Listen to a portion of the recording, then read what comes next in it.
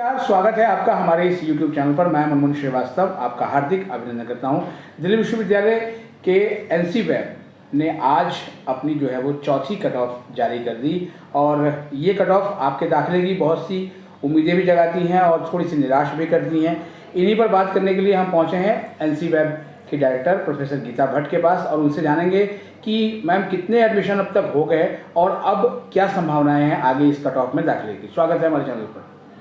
नमस्कार मनमोहन जी, आपके चैनल के सभी दर्शकों को मेरा नमस्कार। अभी हमारी स्पेशल कट ऑफ जो है वो पूरी हुई है, तो अभी तक हमारी 3 कट ऑफ एडमिशन के हो चुके हैं और उसके बाद एक स्पेशल कट ऑफ हमारी आ चुकी है और इसमें हमारे पास 10,846 एडमिशन्स हो चुके हैं। तो काफ़ी अच्छे एडमिशन्स हुए हैं और बड़ा अच्छा लग रहा है देख के कि दिल्ली की जो बच्चियां हैं उन्होंने बढ़ चढ़कर एडमिशन लेने में भाग लिया है। और साथ ही अगर आप देखेंगे तो जो हमारे यहाँ 2 कोर्सेज चलते हैं, BA और BCom अंडर ग्रेजुएट में, और जो BA का जो हमारा कोर्स है उस कोर्स में जो पॉपुलर कोर्स है, जो काफ़ी पॉपुलर कोर्स है, वो है BA का जो कॉम्बिनेशन है हिस्ट्री और पॉलिटिकल साइंस का। और उसमें हमारी जो जनरल की सीट्स हैं वो लगभग हम कह सकते हैं कि सभी जगह क्लोज हो गई है। 22 सेंटर्स में क्लोज है, अभी भी खुली हुई है। आप देखें कॉलेज ऑफ वोकेशनल स्टडीज़ जो कि साउथ दिल्ली में है ये कॉलेज, वहाँ अभी हमारा जो सेंटर चलता है उसमें सीट खुली हुई है BA programme history and political science में। साथ ही आर्यभट्ट कॉलेज, ये भी साउथ दिल्ली में है, आर्यभट्ट कॉलेज में भी ओपन है जनरल की, ये मैं जनरल की बात कर रही हूँ। और साथ ही भगनी निवेदिता और अदिति महाविद्यालय, इनमें भी हमारी जो जनरल की सीट है वो BA का जो सबसे पॉपुलर कॉम्बिनेशन है हिस्ट्री एंड पॉलिटिकल साइंस उसमें ओपन है और 22 कॉलेजेस में जनरल की सीट क्लोज हो गई है। लेकिन बाकी जो ऑप्शंस हैं, मतलब जो आप, क्योंकि आप जानते हैं हम दिल्ली विश्वविद्यालय का भाग हैं तो हमारे यहाँ रिजर्वेशन पॉलिसी लगती है, तो उसमें जनरल और जो शेड्यूल कास्ट कैटेगरी है इन दोनों में एडमिशन हमारा ज़्यादातर क्लोज है। जो SC कैटेगरी है उसमें भी 16 सेंटर्स पे हमारा एडमिशन BA पॉलिटिकल साइंस और हिस्ट्री के कॉम्बिनेशन के लिए क्लोज है। लेकिन अभी भी लगभग 9 कॉलेज हैं जहाँ की यह खुली हुई है, अभी भी 10 सेंटर्स में SC की भी सीट अभी ओपन है। साथ ही बाकी जितनी SC, ST, EWS, PWD, इन सब में हमारा जो कोटा है अभी खुला हुआ है। और जो बाकी कॉम्बिनेशंस हैं BA प्रोग्राम के, जैसे इकोनॉमिक्स और पॉलिटिकल साइंस है, वो भी एक पॉपुलर ऑप्शन है, उसमें भी काफ़ी जगह अभी हमारा जनरल भी खुला हुआ है। तो मैं आग्रह करूंगी आपके माध्यम से, आपके चैनल के माध्यम से कि जो भी बच्चियां हैं वो कट ऑफ जो है हमारी दिल्ली यूनिवर्सिटी की वेबसाइट पे और NC-वेब की वेबसाइट पे जो कट ऑफ है वो लिस्ट लग चुकी है, आप उसको कृपया देखें और जहां आपको एलिजिबिलिटी आपकी बनती है उसमें आप एडमिशन ज़रूर लें। तो ये मैम कितने दिन मिलेंगे अभी एडमिशन लेने के लिए? देखिए, एडमिशन लेने के लिए अभी 2 दिन हैं, 2 दिन हमें मिलेंगे और आज कट ऑफ लग जाएगी और कल से बच्चे अप्लाई कर सकते हैं। साथ ही BCom में आपको मैं बताना चाहूँगी, BCom में अभी हमारे पास सीट्स खाली हैं, तो जो बच्चे BCom में एडमिशन लेने में इंटरेस्टेड हैं वो जो है हमारी जो वेबसाइट पे कट ऑफ देखें और ज़्यादातर सेंटर्स पे BCom की जर्नल भी, SC भी और बाकी भी ST, PWD, EWS, हमारे सभी जो रिजर्वेशन कैटेगरी है सब ओपन है। सिर्फ जीजीसन मेरी college, Shri Guru Gobind Singh college of commerce और Deendayal Upadhyaya college of commerce college जो है वहाँ द्वारका में, दीनदयाल उपाध्याय कॉलेज जो है वो द्वारका में है, वहाँ जो हमारे सेंटर चलते हैं यहाँ जनरल क्लोज हुआ है। बाकी सब जगह जनरल भी ओपन है और बाकी कैटेगरी तो ओपन है ही। तो BCom में हमारे पास काफ़ी सीट्स अवेलेबल हैं और अभी हमारी जो 4th कट ऑफ आई है उसके अनुसार जो दिल्ली की बच्चियां हैं मैं उनसे आग्रह करूंगी कि वो BCom में और BA में भी जो लेना चाहें वो हमारी कट ऑफ देखकर एडमिशन ले सकते हैं। अच्छा, इस कट ऑफ में मैम जिनका एडमिशन होगा तो ये भी क्लासेस जो है वो अटेंड कर पाएंगे? जैसे 21 साल की क्लासेस शुरू हो रही हैं। हाँ जी, तो ज़ाहिर बात है इनको तो अभी बाद में करने का मौका मिलेगा। जी हाँ, इनका जैसे ही इनका फ़ी सबमिट हो जाएगी उसके बाद ये क्लासेस अटेंड कर सकते हैं। तो अभी जैसे 21 और 22 सितंबर से हमारी फर्स्ट ईयर की क्लासेस शुरू हो रही हैं और ज़्यादातर जो 21 और 22 मतलब जहाँ सैटरडे सेंटर है और जहाँ हमारा संडे सेंटर है, तो पहले दिन तो ज़्यादातर ओरिएंटेशन प्रोग्राम रहेगा और बाकी सारे कोर्स के बारे में जानकारी देना। पहले दिन जनरली स्ट्रक्चर यही रहता है और क्लासेस जो हैं उससे जनरली नेक्स्ट वीक कुछ होंगी भी फर्स्ट डे क्लासेस, तो उनमें ज़्यादातर जो है बच्चों को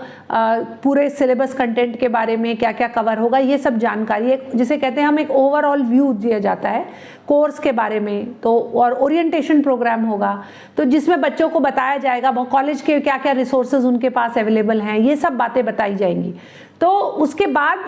मैं समझती हूँ कि नेक्स्ट जो वीक आएगा उससे फिर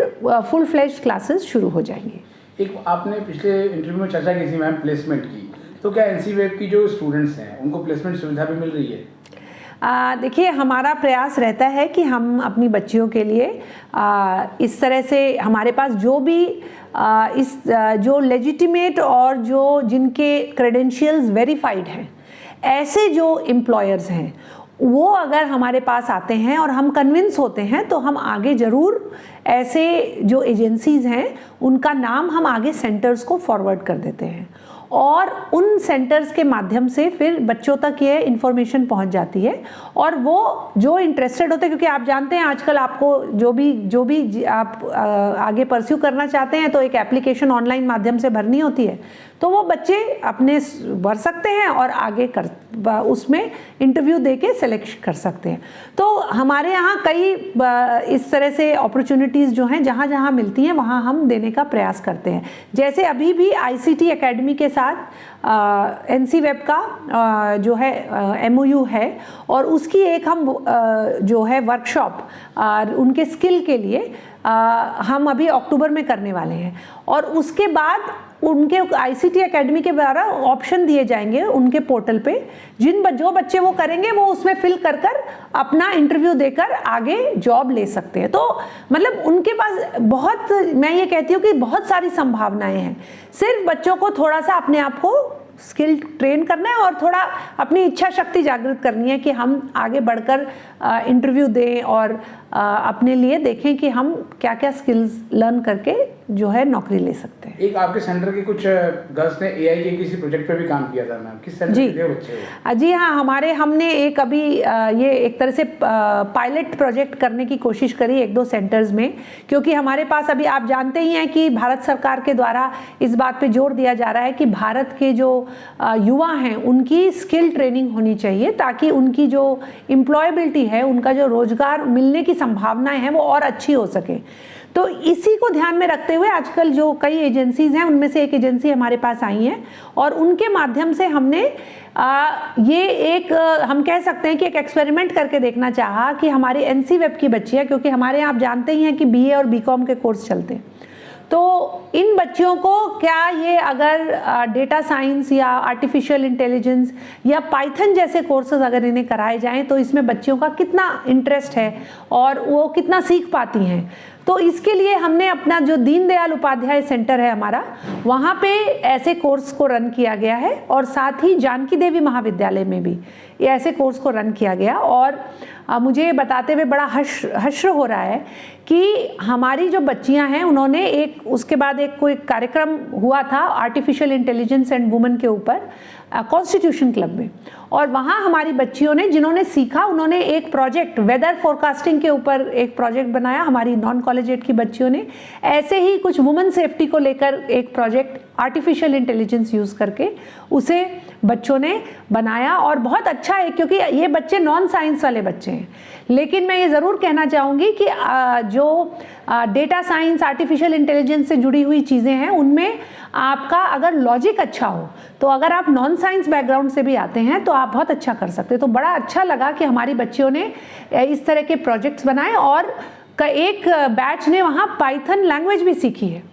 और उसमें कुछ बच्चियां हैं जो आगे करना चाह रही हैं, तो हम उनके लिए भी कुछ और प्रावधान आगे सीखने के लिए प्रयास कर रहे हैं कि करें। एक सवाल मैम जो है बड़ा कॉमन है कि बहुत से स्टूडेंट ने जो है वो अप्लाई किया था और उनका जैसे उस समय ओबीसी एनसीएल का सर्टिफिकेट नहीं था, तो उन्होंने जनरल कैटेगरी में अप्लाई कर दिया, अब उनके पास सर्टिफिकेट है, तो क्या इस राउंड में अगर ओबीसी की कट ऑफ में वो फॉल होते हैं तो उनको मौका मिलेगा? जी, अगर उनके पास ओबीसी का सर्टिफिकेट उनका बन गया है और उनकी एलिजिबिलिटी बनती है, इस जैसे कि अभी मैंने आपको बताया जो हमारी स्पेशल कट ऑफ निकली थी, वो कट ऑफ उन बच्चियों के लिए थी जो कि पहली 3 जो कट ऑफ आई उनमें एलिजिबल तो थी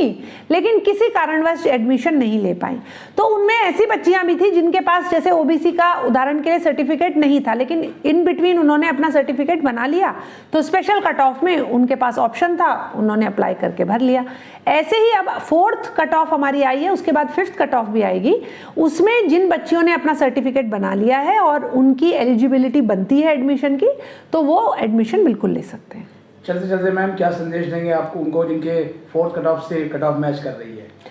मैं यही कहना चाहूँगी कि आप अपना फॉर्म जो है उसको तुरंत जल्दी से जल्दी, कल जैसे ही पोर्टल खुलेगा आप कृपया अपना फॉर्म भरें और एडमिशन लें, और आप जो है उसके बाद एनसी वेब में क्लासेस अटेंड करें और बहुत कुछ अनुभव, क्योंकि जो क्लासरूम टीचिंग होती है उसका एक अनुभव और जो उसमें आपकी सीखने की क्षमता होती है वो और तीव्र होती है। बहुत सारे आपके अपने पीयर ग्रुप आपका बनता है, उनसे बातचीत में, क्लासरूम में टीचर के साथ बैठ के उनसे सीखने में बहुत नई चीज़ें पता चलती हैं। और मेरी बहुत बहुत शुभकामनाएं भी हैं सभी बच्चियों के साथ जो नॉन कॉलेजिएट में दाखिला ले रही हैं। बहुत बहुत धन्यवाद मैम समय देने के लिए। नमस्कार।